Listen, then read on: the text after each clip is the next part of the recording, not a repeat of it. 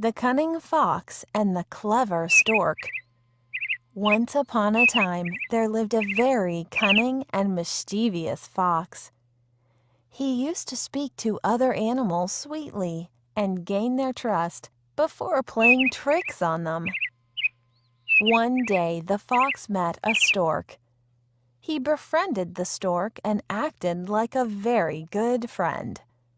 Soon he invited the stork to have a feast with him.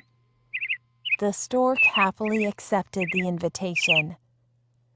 The day of the feast came, and the stork went to the fox's house. To her surprise and disappointment, the fox said that he could not make a big feast as promised, and just offered some soup. When he brought the soup out of the kitchen, the stork saw that it was in a shallow bowl. The poor stork could not have any soup with its long bill, but the fox easily licked the soup from the plate.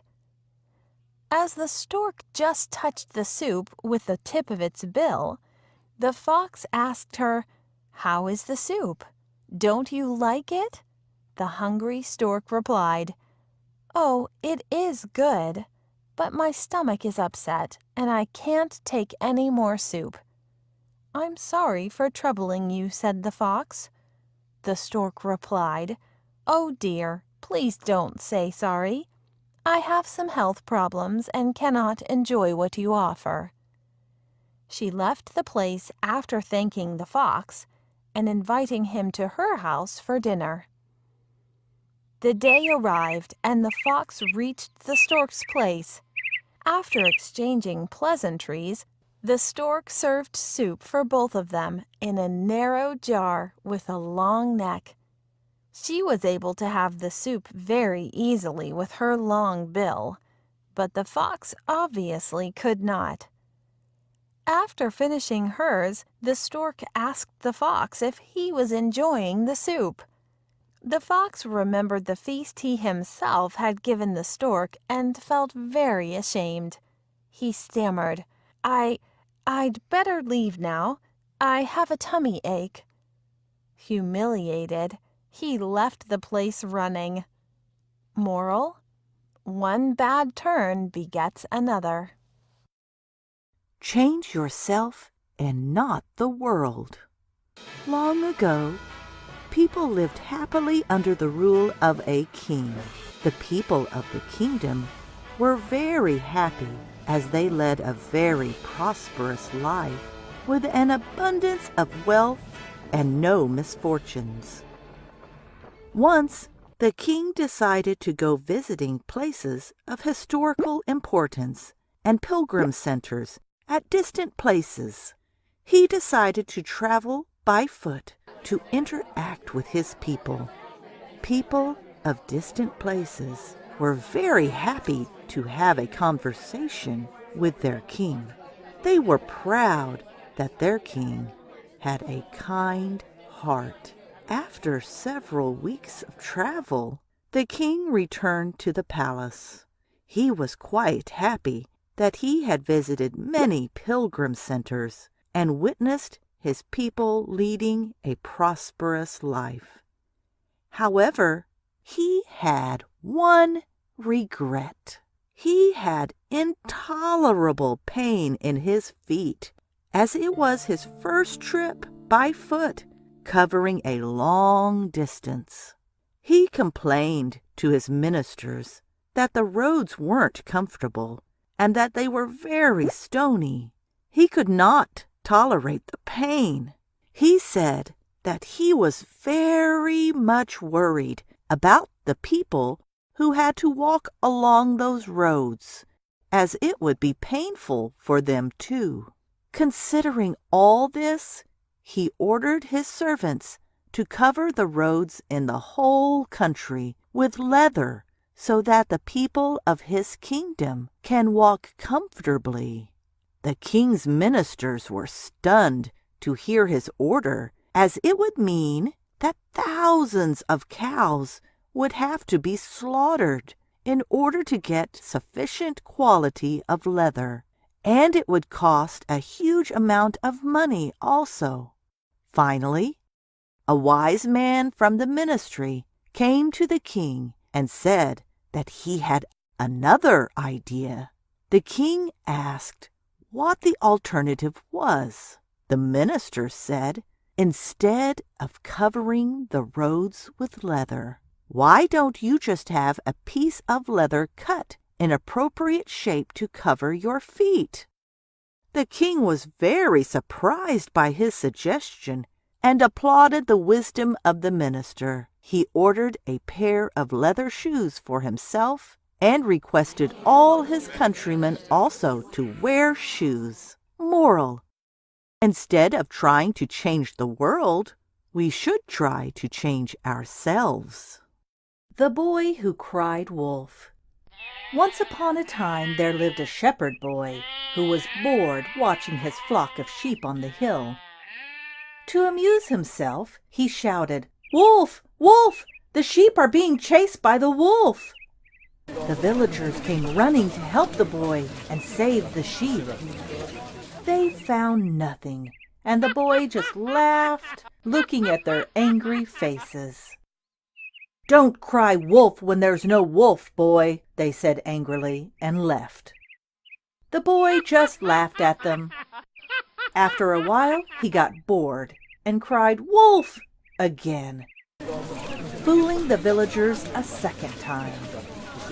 The angry villagers warned the boy a second time and left.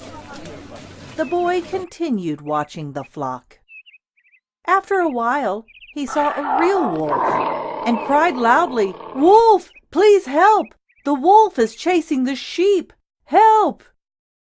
But this time, no one turned up to help. By evening, when the boy didn't return home, the villagers wondered what happened to him and went up the hill. The boy sat on the hill weeping. "Why didn't you come when I called out that there was a wolf?" he asked angrily. "The flock is scattered now," he said. An old villager approached him and said, "People won't believe liars even when they tell the truth. We'll look for your sheep tomorrow morning. Let's go home now." Moral of the story: lying breaks trust. Nobody trusts a liar, even when he is telling the truth. Foolish monkeys. Before several centuries, there was a very large, dense, and dark forest.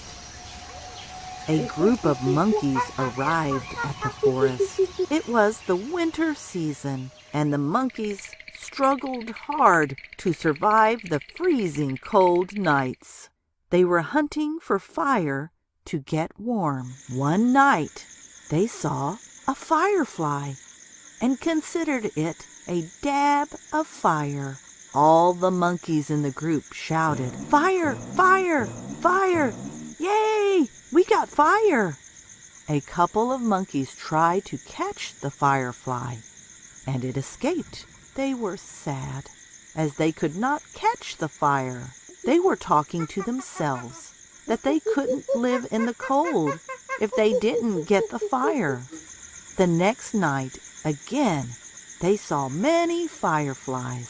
After several attempts, the monkeys caught a few fireflies. They put the fireflies in a hole dug in the land and tried to blow on the flies. They blew on the flies very hard without knowing that they were flies. An owl was watching the activities of the monkeys. The owl reached the monkeys and told them, "Hey, those are not fire. They are flies. You won't be able to make fire from it." The monkeys laughed at the owl.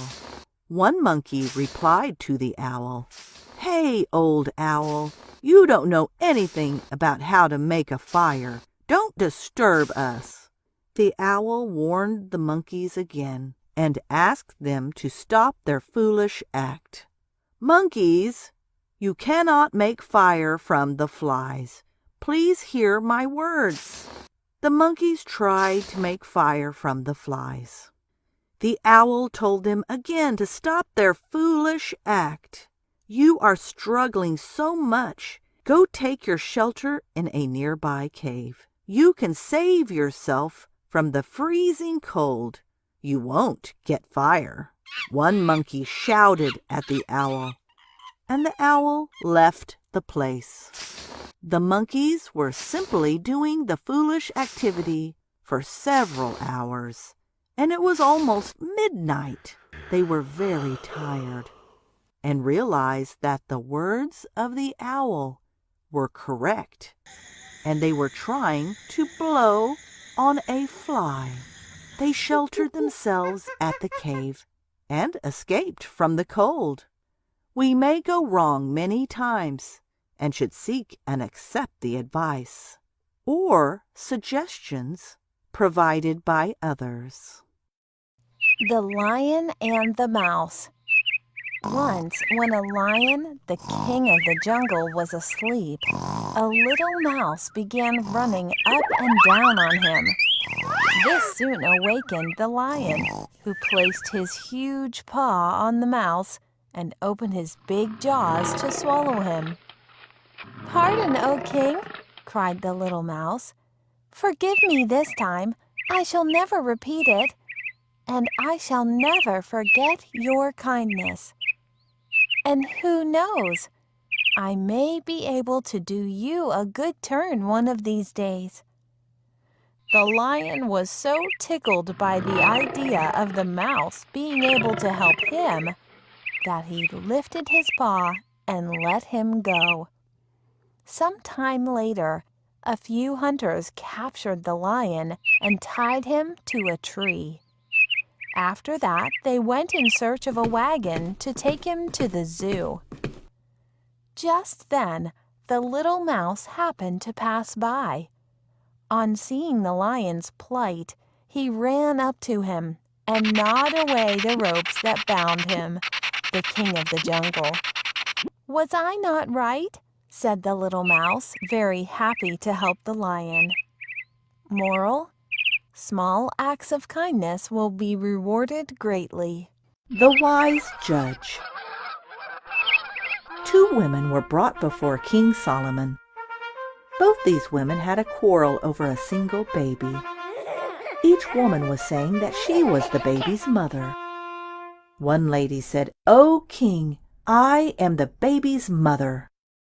The other lady said, "O king, believe her not. She is not the mother. I am the mother of the child." King Solomon was confused. After a deep thought, he said, "Cut the baby into 2 and give 1 part to each mother." One woman was silent. The other cried, "O king, let her have the baby. Let the baby live." The king gave the child to the crying mother. Moral: truth always triumphs. It was a sunny day, but the climate was enjoyable.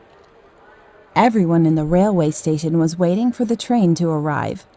Among the crowd, there was a group of friends, youngsters who were on board for vacation. It was a busy station with juice shop, mobile restaurants, coffee and tea stalls, newspaper shop, restaurants, etc. The announcement regarding the arrival of the train was made, and everyone prepared to get into the train to their appropriate places. The group of friends made loud noise to welcome the train as it entered the station. They ran to get their reserved seats before anyone could get into the train. The empty seats were filled, and the train whistled to move. An old man with a young boy aged around 15 years came running to catch the train. They entered the train, and the train started to move. They had their seats just adjacent to the friends group. The young boy was so surprised to see everything. He exclaimed at his father, "Dad, the train is moving, and the things are moving backwards." His father smiled and nodded his head. As the train started moving fast, the young boy again screamed, "Dad, the trees are green in color and run backward very fast." His father said, "Yes, dear, and smiled. Just like a kid, he was watching everything with great enthusiasm and happiness, loaded with tons of surprises. A fruit seller passed selling apples and oranges. The young boy asked his dad, "I want to eat apples." His father bought him apples. He said, "Oh, apple looks so sweet than it tastes. I love this color." The group was watching all the activities of this boy and asked the boy's father, "Is your son having any problems? Why is he behaving very differently?" A friend from the group made fun of him and shouted, "His son is mad, I think." The father of the young boy, with patience, replied to the friend group, "My son was born blind. Only a few days before he was operated and got the vision. He is seeing various things in his life for the first time." The young friends became very quiet and apologized to his father and son. Moral: think before you speak. The Wolf and the Crane. Once a wolf killed a lamb and started eating it. Suddenly, a piece of bone stuck in its throat. It cried out in pain and called for help. There came a crane. The wolf lured the crane that it will give it lots of rewards. The greedy crane immediately agreed and removed the piece of bone with its long nose. The wolf was relieved of its pain. Then the crane asked for the rewards. The wolf laughed at the crane and said, "I have already rewarded you without biting your head. Run away from here, else I will kill you." The crane was very much disappointed and ran away to save its life. Moral of the story is, you should help only those who deserve it. A Merchant and His Donkey. One beautiful spring morning, a merchant loaded his donkey with bags of salt to go to the market in order to sell the salt. The merchant and his donkey were walking along together. They had not walked far when they reached a river on the way. Unfortunately, the donkey slipped and fell into the river. As it scrambled up the bank of the river, it noticed that the bags of salt loaded on his back had become lighter. There was nothing the merchant could do except return home, where he loaded his donkey with more bags of salt. As he reached the slippery river bank again, the donkey fell into the river, this time deliberately.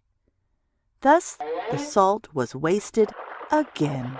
By now, the merchant knew the donkey's trick. He wanted to teach the animal a lesson. As he returned home the second time with the donkey, the merchant loaded bags of sponges on its back. The duo set out on their trip to the market a third time.